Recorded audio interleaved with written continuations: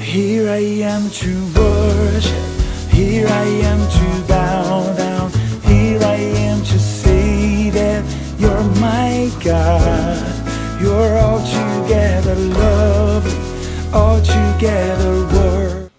2월 18일 목요일 아침입니다. 오늘 또 말씀과 함께 거룩한 리듬으로 살아가는 귀한 하루 되시기를 바랍니다. 우리 함께 나의 영혼이 잠잠히 함께 찬양하고 말씀 나누도록 하겠습니다. 나의 영혼이 잠잠히 하나님만 바라며 나의 구원이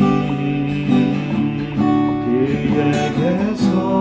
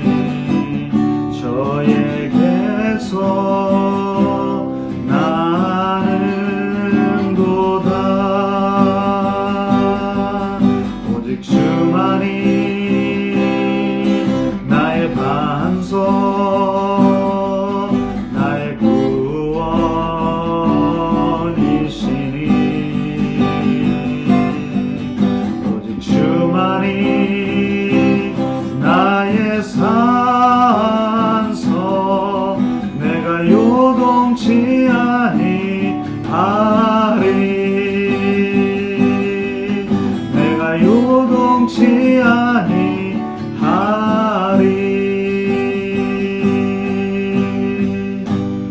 네, 오늘 또 말씀 가운데 요동치 않는 삶을 살아가시기를 바랍니다.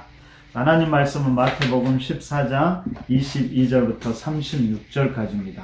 제가 봉독해 드리도록 하겠습니다. 예수께서 즉시 제자들을 재촉하사 자기가 무리들을 보내는 동안에 배를 타고 앞서 건너편으로 가게 하시고 무리들을 보내신 후에 기도하러 따로 산에 올라가시니라.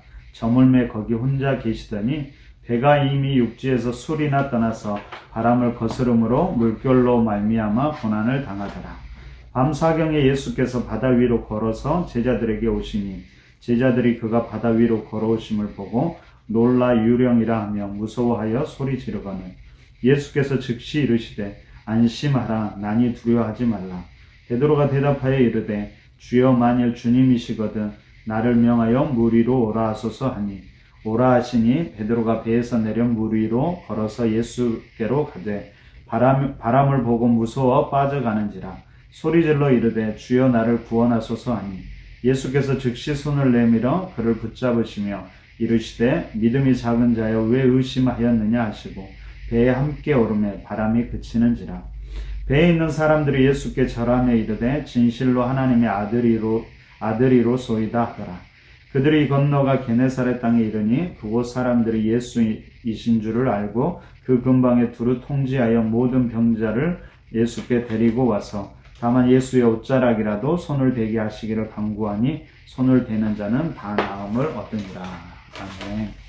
오늘 본문은 오병이어 기적 이후의 이야기입니다. 그럼 특별히 오늘 본문에서 예수님이 행동하신 것을 한번 주목해 보시기를 바랍니다. 예수님의 행동을 함께 우리 몇 가지 동사로 살펴보도록 하겠습니다. 첫째로 예수님께서 흩으셨습니다. 예수님은 자신을 왕으로 삼으려는 무리들을 흩으셨습니다.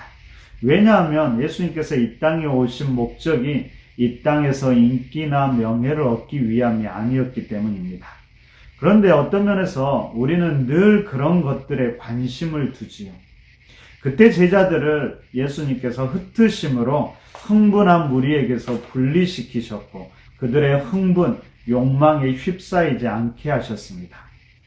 때로는 우리 삶에서 세상으로부터 물러날 때가 있음을 알게 됩니다. 여러분, 특별히 무엇인가 대단한 일을 경험한 것 같을 때 우리는 그때 더 조심해야만 합니다. 그때 세상의 분위기에 휩싸이지 않고 흥분하지 않으며 오히려 조용히 물러나 우리의 자신을 돌아볼 줄 알아야 합니다. 그러면서 우리의 삶의 목적을 점검해 나가시기를 바랍니다. 두 번째로 예수님께서는 재촉하여 보내셨습니다. 누구를 그렇게 보내셨을까요? 제자들을 그렇게 보내셨지요. 제자들을 재촉하셔서 갈릴리 호수로 보내셨습니다. 여기서 재촉한다라는 말은 억지로, 강제로 무엇인가를 하게 하는 것을 말합니다.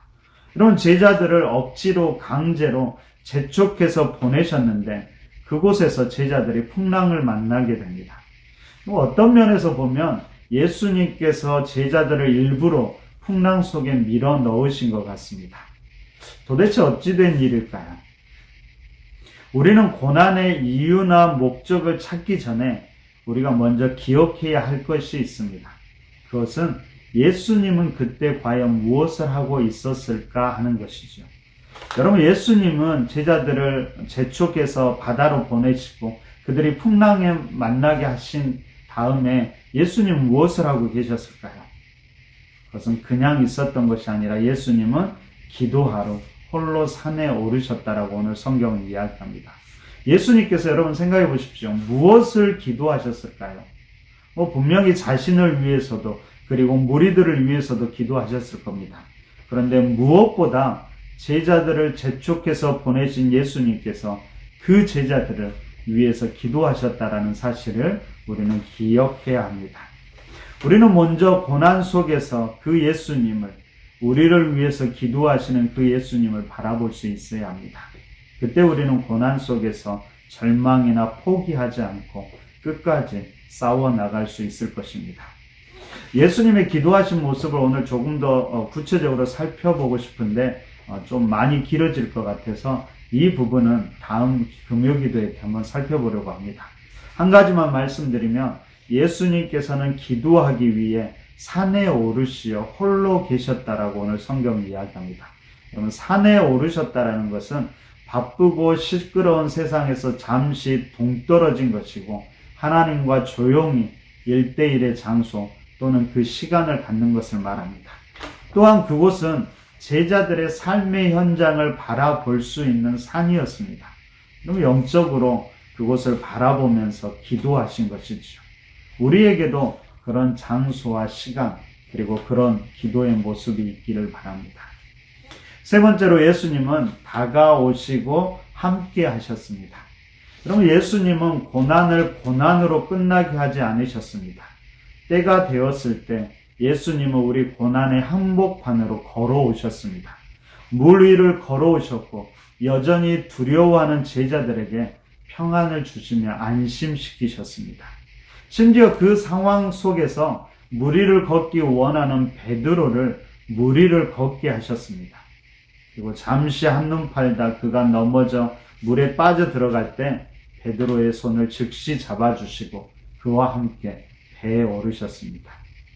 그리고 그들과 함께 건너가서 예수님께서 계속해서 사역하셨습니다. 이처럼 예수님은 제자들에게 다가오시고 그들과 함께 하셨습니다. 오늘 예수님께서 흩으시고 재촉하시고 다가오시고 함께 하셨음을 기억하십시오. 그런데 이 과정 속에서 주님은 제자들의 마음속에 지배했던 잘못된 꿈과 소망을 내려놓게 하였고요. 잃어버렸던 본질도 사명도 다시금 회복하게 합니다. 뿐만 아니라 제자들은 그 고난을 통해서 특별한 예수님의 능력도 경험하게 됩니다. 그리고 그러한 과정에서 예수님이 누구신지를 바르게 알고 고백하게 되죠.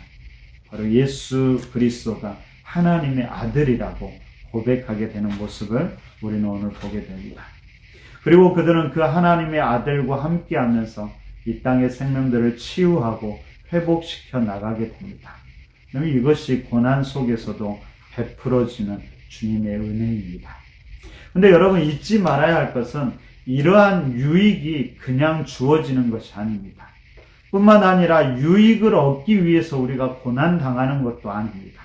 단지 고난 속에서 우리는 우리를 위해서 기도하시는 주님을 바라보고 의지하면서 포기하지 않고 고난을 맞서 싸워갈 때 우리도 모르게 그런 은혜를 경험하게 된다는 사실을 여러분 잊지 마십시오. 그리고 이런 과정을 통해서, 그 과정을 거친 우리들을 통해서 이 땅도 생명들도 동일한 은혜를 누리게 되는 것입니다. 우리에게도 이런 은혜가 있기를 바랍니다.